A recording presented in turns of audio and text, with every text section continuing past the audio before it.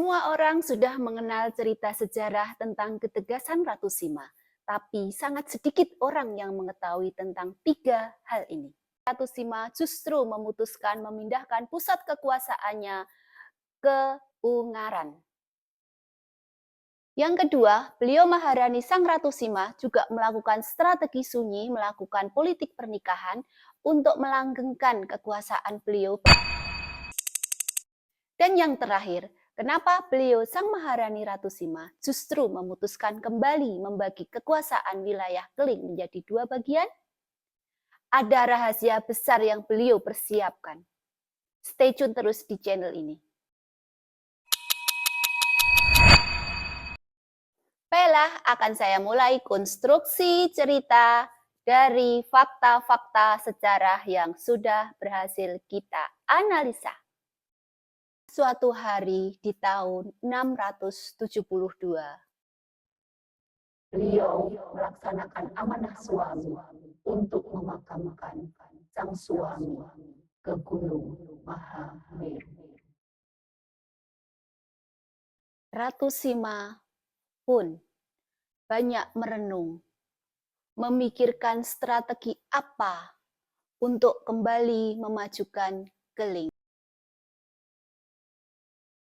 Yang pertama, ia menjalin hubungan dengan sang keponakan, Prabu Wasukawi, untuk mengingatkan kembali wasiat sang ayah, Prabu Wasugeni, untuk kembali menyatukan Keling. Singkat cerita, Prabu Wasukawi yang memerintah Keling bagian timur mematuhi wasiat sang ayah. Beliau dengan rela dan ikhlas memberikan hak penguasaan Keling bagian timur kepada Ratu Sima. Dan akhirnya beliau pun mengikuti kata hati untuk membuka lingga baru di Gunung Ungaran.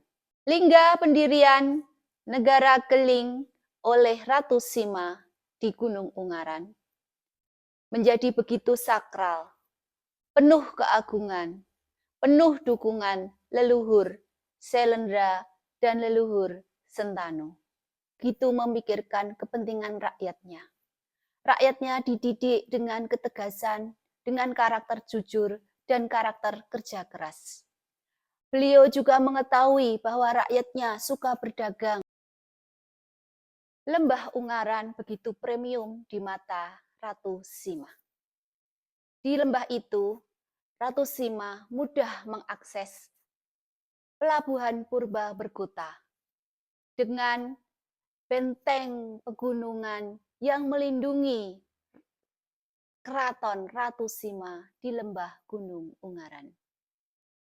Dari atas bukit Bergota, beliau Sang Ratu Sima melihat aktivitas hilir mudik para rakyatnya yang melakukan perdagangan. Tapi di lain pihak, beliau juga ada rasa was-was dengan kondisi politik di mana saudara leluhur beliau yang bernama Sri Jayanyasa begitu memimpikan untuk memperistri sang ratu. Akhirnya, beliau memerintahkan para pembantu-pembantu, para menterinya, untuk membangun angkatan perang gajah yang berpusat dan dilatih di dekat Ungaran.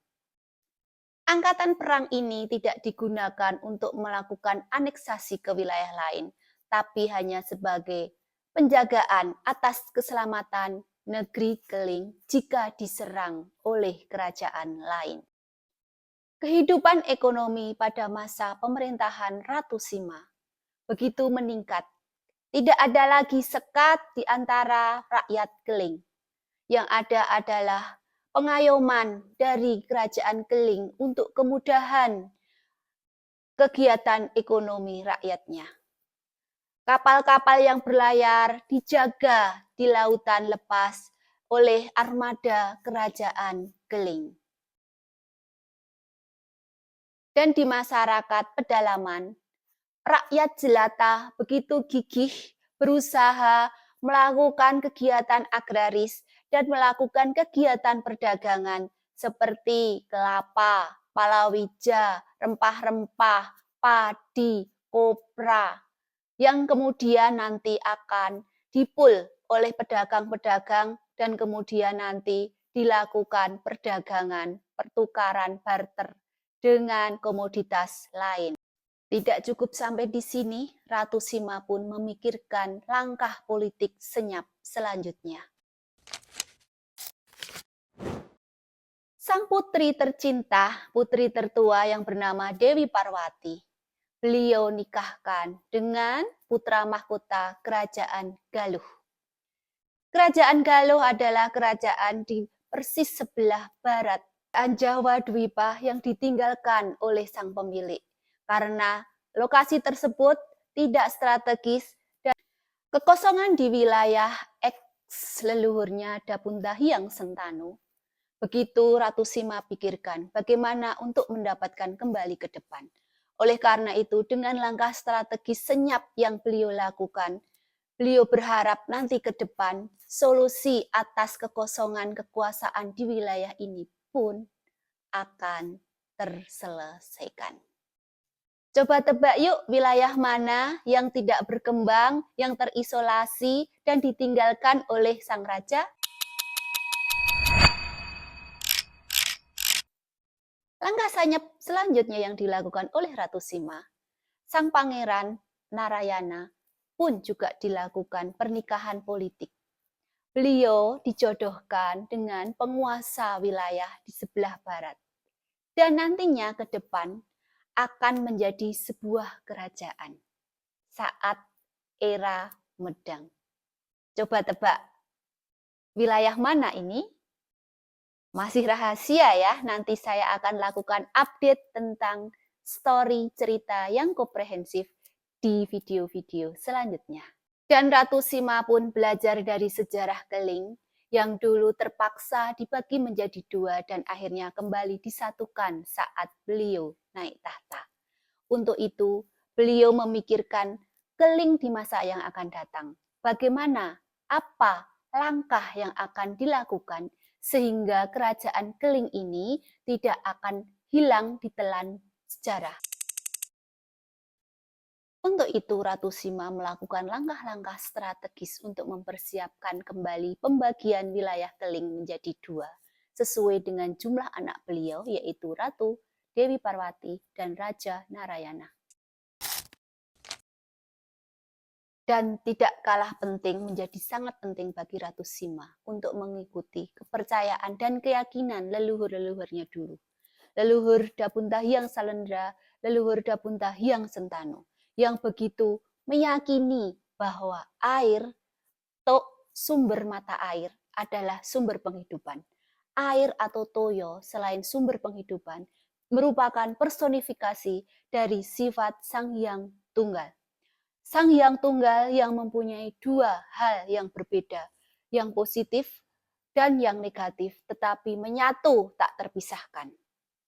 Itulah air atau toyo dalam bahasa Jawa. Walaupun Ratu Sima beragama Hindu yang taat, habis beliau masih mengikuti naluri batinnya, sesuai dengan naluri-naluri yang diajarkan oleh leluhur-leluhurnya dulu tentang keberadaan air atau sebagai sumber penghidupan. Oleh karena itu, beliau begitu memikirkan bagaimana caranya untuk membangun peradaban ke depan dan tidak menghilangkan keyakinan yang sudah diyakini selama ini. Beliau mencari sang sumber tok mata air untuk dua wilayah anaknya. Beruntungnya di pemukiman dekat Liangan, Wonosobo, Ratu Sima mendapatkan stok mata air yang sekarang dikenal sebagai Umbul Jumprit, sebagai sumber mata air Kali Progo yang mengalir panjang dari atas Gunung Sindoro menuju ke lembah hingga nanti ke Laut Selatan. Aliran sungai ini pun digunakan oleh Ratu Sima sebagai personifikasi dari kebesaran Sang Hyang Tunggal untuk menjadi awal kehidupan seluruh rakyatnya, terutama di wilayah bagian barat Keling yang kelak diberikan kepada Dewi Parwati. Mengingat Dewi Parwati sudah dinikahkan secara politik dengan putra mahkota Sunda Galuh, yang ini berarti wilayah kekuasaannya berdekatan. Di sini terlihat Ratu Sima begitu visioner untuk mengembangkan wilayah kekuasaan Keling menjadi melebar hingga nanti ke Sunda Galuh. Dan otomatis menjadi penguasa di bekas kekuasaan leluhurnya Sang Dapunta Hyang Sentanu. Terus bagaimana dengan wilayah kekuasaan Naraya?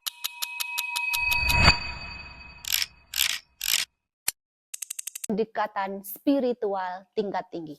Beliau pun memanggil para spiritual Jawa yang mumpuni untuk menciptakan sumber mata air suci. Beliau orang yang dianggap suci oleh Ratu Sima ini pun melaksanakan tugasnya. Beliau pergi ke wilayah selatan Gunung Telomoyo dan Andong. Terciptalah sumber mata air Tukmas yang begitu melegenda, dan di mata air Tukmas yang sengaja dibuat oleh orang suci ini, dibuatlah prasasti yang sampai sekarang masih kita jumpai berupa prasasti Tukmas.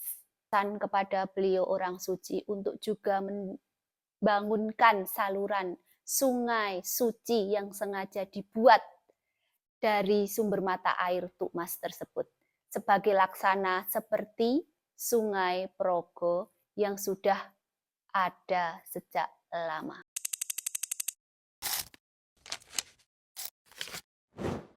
Orang suci ini pun berhasil, beliau berhasil membangun sungai-sungai buatan dengan kekuatan spiritualnya, dan sekarang masyarakat menyebut dengan nama Sungai Bolong, yang sengaja dilubangi, dibolongin, dan terbentuklah sungai. Sungai-sungai ini begitu nanti bisa dianalisis berdasarkan spiritual dan berdasarkan filosofis leluhur yang begitu menyatu dengan alam, nanti di video selanjutnya ya. Bangunan prasasti di Tukmas juga merupakan tonggak atau tanda bagi Ratu Sima tentang keberadaan kerajaan Keling di wilayah ini. Jadi saat kepemimpinan beliau Sang Ratu Sima, beliau sudah mempersiapkan perluasan wilayah kekuasaan Raja Keling hingga mencapai dataran Kedu. Dari konstruksi sejarah yang saya sampaikan tadi, Ratu Sima seakan memberikan fondasi yang kuat untuk kelanjutan Keling di masa yang akan datang. Dan sejarah pun menjawab di era Medang, kekuasaan Keling yang menjadi dua akhirnya bisa disatukan kembali. Baik, rekonstruksi sejarah Keling sudah saya coba lakukan berdasarkan analisis mendalam dengan berbagai aspek. Sekarang saatnya bagi Anda, pelaku bisnis kreatif, apakah ada rencana untuk memulai bisnis baru dengan meningkatkan value masing-masing situs sejarah yang ada di daerah Keling, Pekalongan, dan di lembah Gunung Ungaran. Kita nantikan diskusinya di channel ini.